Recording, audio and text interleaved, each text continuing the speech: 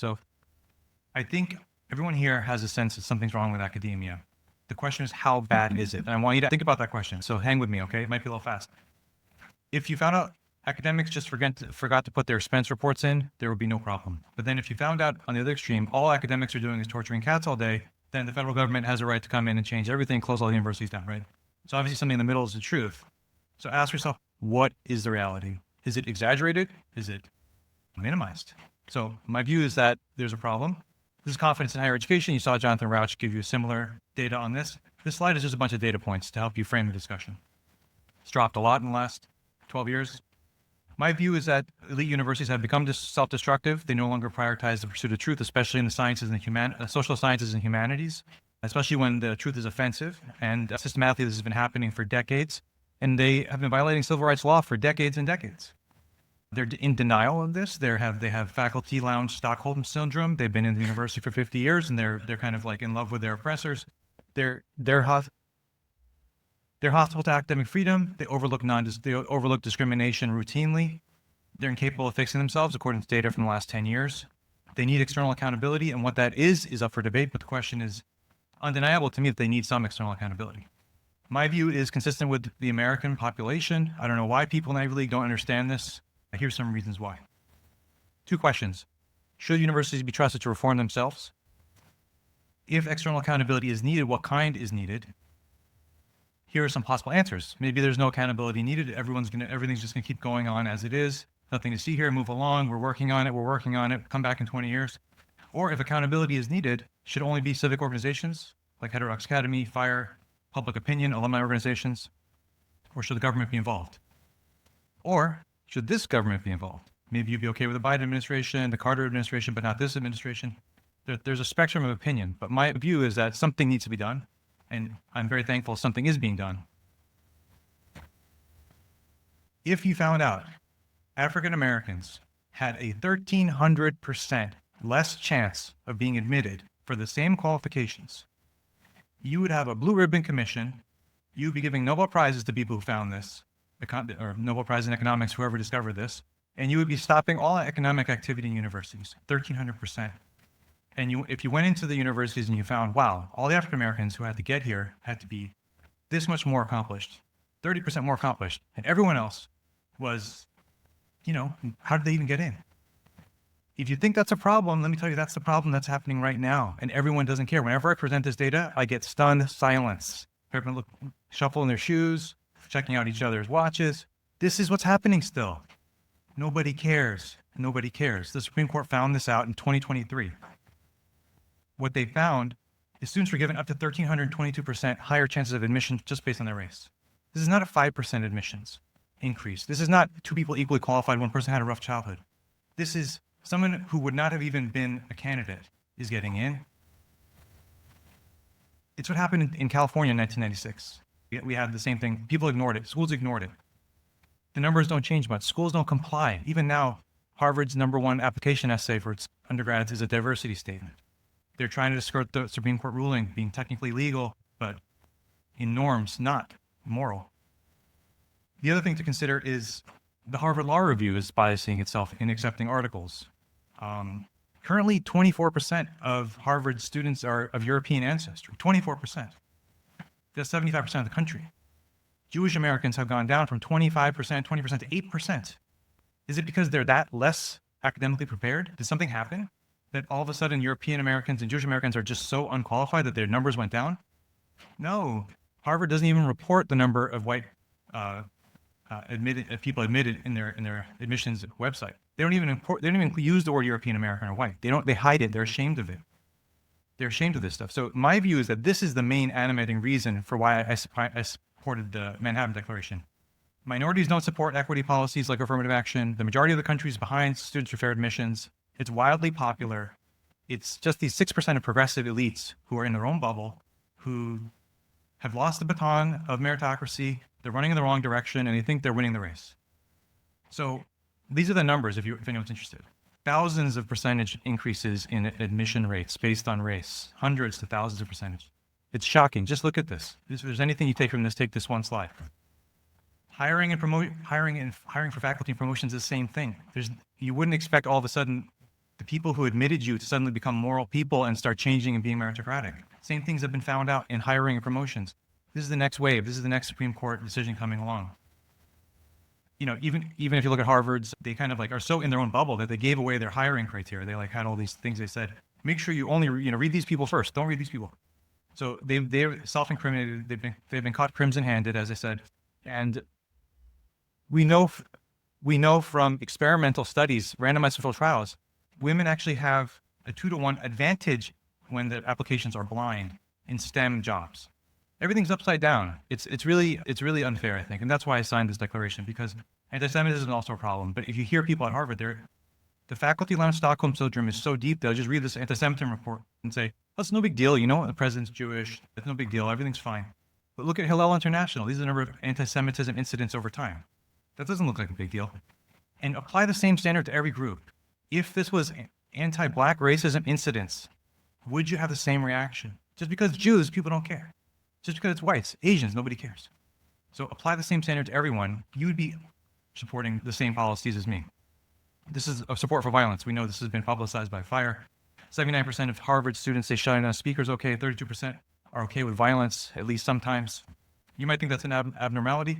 71% of students say a professor who says something offensive should be reported to the university. This is national data. 71%. This is not a university anymore, okay? This is FIRE's recent data. Things are getting worse, not getting better. I disagree with what was said earlier. It's getting worse. Look at these numbers here. Don't avert your eyes from this graph. 34% support violence. 54% report or support blocking other students. 71% report shutting down a speaker. This is national data. And these numbers are... We're no better. We're in the only single part. And these are not aberrations. Like when this report came out, everyone's saying, "Oh my God, how did they do the methodology for the study? It must have been violent." Look at the national data on liberal young people in general.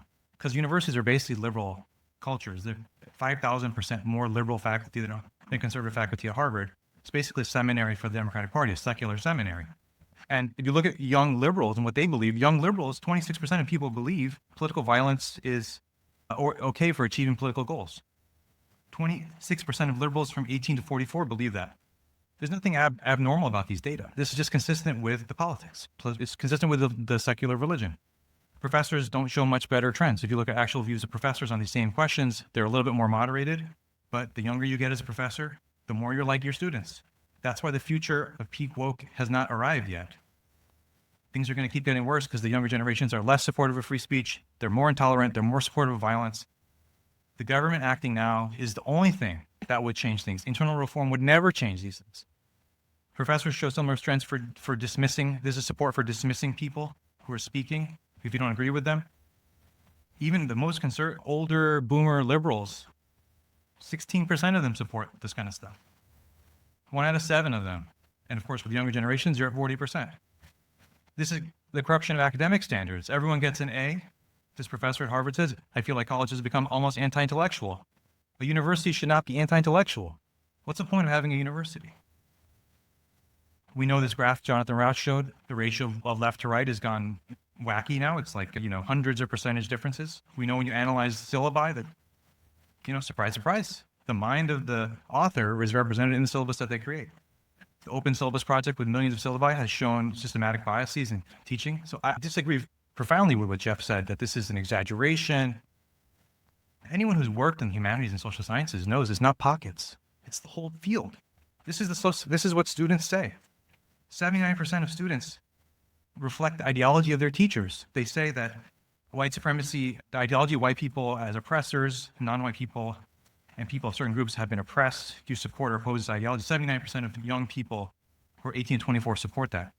67%, okay, 30 seconds. Let me just finish. 30 seconds. Okay. 67% of young people say that Jews as a class are oppressors and should be treated as oppressors. That's 67. That's 2/3 of your students. If you're Jewish, how would you like teaching in that environment? This is the American Sociology Association's annual meeting. Liberatory praxis. It's not the scientific study of society. And these are the questions that were in the Manhattan Statement. And this is the national support for those views. So the majority of Americans support the proposals in the Manhattan Institute Statement. Look at this graph. Ensure that universities provide a real forum for free speech. Require universities to advance truth over ideology. Enforce civil discourse on campus by suspending or expelling disruptive and violent students. Require universities to publish annual data on admissions, race, class rank, employment, financial outcomes. Require universities to follow the principle of colorblind equality. Prohibit universities from engaging in political activism as institutions. If you receive public funding, should you be enforced on these norms? The majority of Americans say yes. Why do people in elite schools not understand this? Thank you. So, quick question. At the moment, is the academic reform that we've all had things on our list here at MIT, and I know Harvard has a long list and different departments have long lists, is it presently being accelerated or impeded by government pressure? Well, when the government includes legal measures to follow the law that's left-wing, the universities over-deliver. When Obama had Title IX regulations, the universities over-delivered, fell on their feet, kissing everyone's feet to follow the federal law. When it's equal opportunity for all, individual rights, they fall over backwards to not comply. And did Americans with Disabilities Act get enforced through internal reform? Did discrimination against women, Title IX, get enforced internally through lectures and policy discussions? No. Did anti-discrimination laws at Bob Jones University, University of Mississippi, integrating to non-segregate, did that get enforced through careful discussion? No. All of these probably most university reforms come from without because it's psychologically implausible for people who benefit from a system to internally reform. They are paid to stay the same. People who advance and become presidents are conflict averse. And as you know, they say the university is not necessarily meritocracy, it's a giant ice cream cone. You get your way by licking to the top. That's somewhat true. So people are not psychologically disposed to reform from within. No. And there's no agreed upon mechanism for reform. So people who say things are going great, just trust us, give us another 10 years, identify a mechanism by which you're reforming and identify criteria by which we will be held accountable. Very hard to find. DEI has been inhibited more in 12 months than it has in 12 years of protest, exposure, shame, data. In 12 months, bureaucracies have been dismantled. Discrimination has been inhibited. People are given a fair shot, not based on their melanin and gonads and immutable characteristics. Finally. And that's anti-discrimination enforcement of the law. That's enforcing civil rights law, just like sending in troops to the University of Mississippi to desegregate. It's no different. That brings me to my next question. Soft power of influence, the power of persuasion. Can you comment on soft power and persuasion from within and being well-meaning brokers advising presidents of universities, you making recommendations to the dean of the School of Medicine versus the advocates of, no, we need real power, we need the government to help us shape or fire or, with litigation or those that maybe, really can change the governance and the boards of trustees. Who wants, Jeff, you want to go? So there are problems. They're major. I've been dedicating some of my time to fixing them. They need to be addressed. They need to be addressed in systematic ways, including changes in governance, including internal and external influences, but not by subjecting to Donald Trump as an autocratic determinant of what can be done in universities. I literally cannot believe that the gentleman on my left would say that that is an okay outcome. But maybe I'm wrong. What I want to know is how is the objection to Trump himself or the obligations of the office of the president? The objection is two things. One is the person who is in fact the one deciding when he wakes up every day what to do or what not to do is an untrustworthy, low integrity, dishonest individual. Okay, so you're okay with government power? No, what I'm okay with is government power that is followed by the rules of law of the United States. When there is an objection to something, for example, under Title IX, which I agree that there were many aspects that the university should have objected to that they did not when they were put forward in the Dear Colleague letters. But even under the Title IX, when there was the threat, for example, of stopping grants, there was a procedure to be followed. You didn't just stop the grants. You were supposed to say, this is the problem under Title IX, you specify it, and then you get a response, and then this is adjudicated in the legal system of the United States of America. That is the way Yep, it should be done. I agree with you on that. I'm for following all laws and procedures, administrative law, procedural law, but I'm just going to the substance of your question, which is, Yeah. you've conceded that external accountability is okay. It's in addition to internal reform, correct? Of course. Okay, so you've conceded that the office of the president. I'm not conceding it. I've always thought that. But my understanding is that you were internal reform only originally. No. Okay, well, at least we have I agreement. was focusing. We're on making internal reform. some progress. We have some agreement. It takes both elements to get to more reform. feel are available to the federal government to ensure compliance With with SSFA, so I mean, you have monitoring compliance. It's the same as disability law. If someone is not providing disability status to their students, you have the government with all kinds of monitors and audits and accountability mechanisms, and currently all these universities are trying to evade monitoring. Let me remind you, Hillsdale College stopped taking government money without even being accused of any wrongdoing. They just didn't want to be monitored. Harvard has endless evidence of illegal activity in faculty hiring, student admissions, and they're still protesting, being monitored, audited.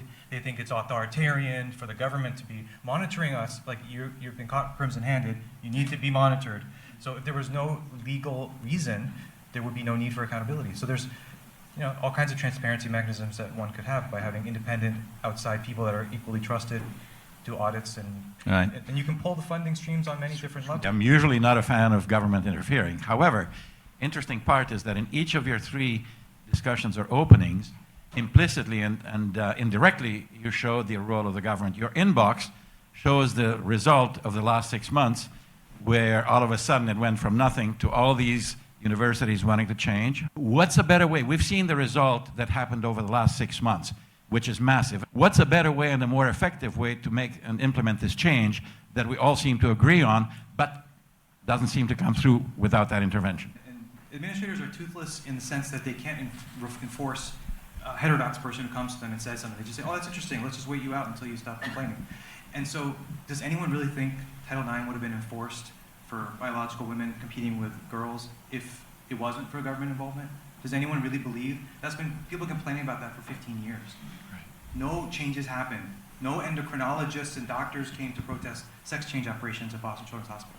In fact, the opposite. They tried to call everyone who protests isms and phobic people, and these things have never changed historically without external incentives. And the question, Jeff, you go ahead, please. Just very brief. I fully agree that regulation is necessary. It's appropriate when it's appropriate, that universities are not blameless. They are guilty of many problems.